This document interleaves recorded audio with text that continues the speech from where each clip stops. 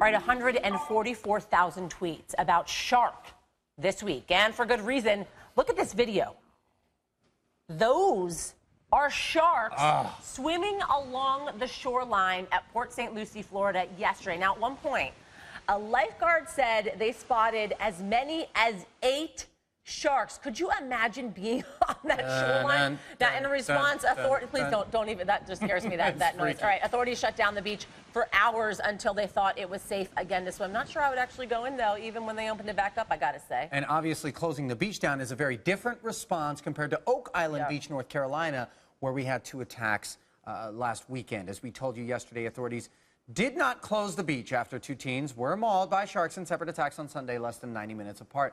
Witnesses say it looked like a, quote, scene from Jaws. Now everybody wants to know just how and why these attacks took place. Yeah, still so many questions. Here's what we know so far. So shark experts tell us attacks off Oak Island Beach are rare. About 4 to 5 people are bitten every year along North Carolina's entire vast shoreline. They think either a bull or a tiger shark attacked those teens, and both victims lost their arms. Doctors amputated the 13-year-old girl's arm at the elbow and amputated the 16-year-old boy's arm below the shoulder. And today, both victims are listed in fair condition. We also know that witnesses think the shark that attacked the boy was 7 to 8 feet long. That is huge. It may not sound like much when you say 7 to 8 feet, but if you stop and imagine that, no, that sounds like a shockingly large fish. Yeah, my brother's 6'3", and if it's taller than my, that's scary. All right, we want to bring in marine expedition and shark expert Tim Taylor, and on the phone we have Sandy Harnden. She's vacationing at Ocean Isle Beach,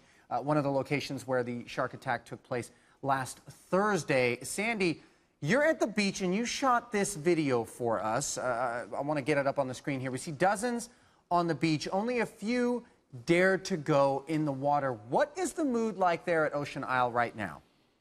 Well, people are staying close to the beach, and they're keeping their kids even closer. You can see that people are really generally staying ankle deep in the water. People are reading books in their beach chairs at the shore, but very few people are venturing into the water more than waist deep, and even the attacks that happened in waist deep water. So people are being very cautious, being very wary of the water. It's only a couple of days out from the attacks at Oak Isle, which happened just 30 minutes from here. So it's a very cautious atmosphere. Yeah, I can only imagine. Tim, you know, a lot of people on Facebook obviously talking about the shark attack. They're shocked that the attacks happen, like Sandy said, in that waist-deep water. Is that uncommon, Tim?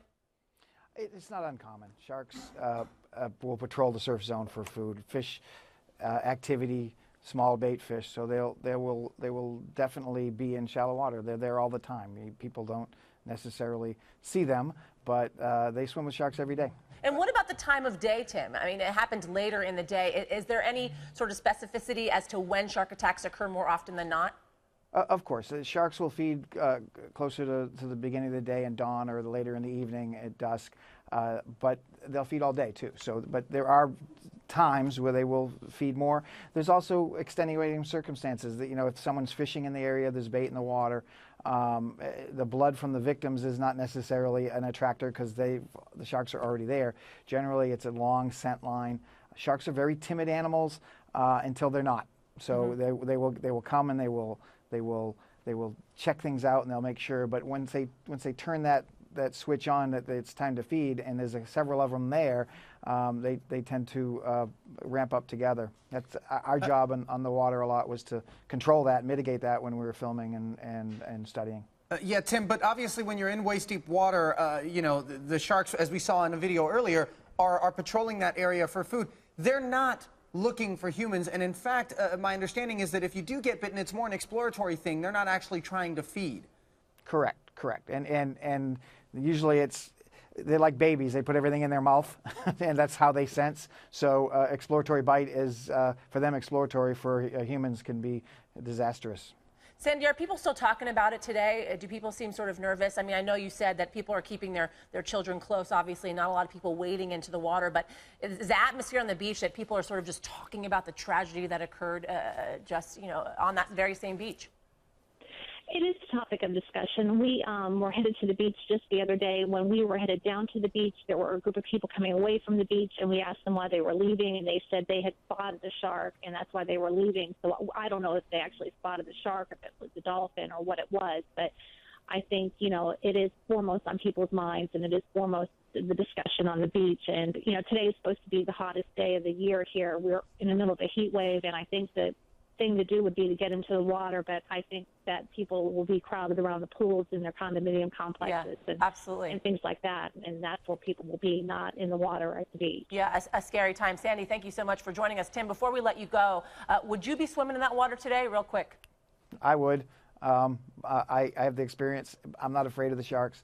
I might pick my times, and it's like anything. You got to be smart about it. They're wild animals. You're sharing the space with them. Yeah. And that's what it is. Statistically, you're not going to get bit, but you're ramping up your odds if you're going at the wrong time around someone that's fishing. Those things statistically bring you back down into the likelihood time. So. No question. Tim, thank you so much for joining us. A braver man than I, Yasmin, I can tell you that. I'm not sure I'd be swimming today. Not with that video.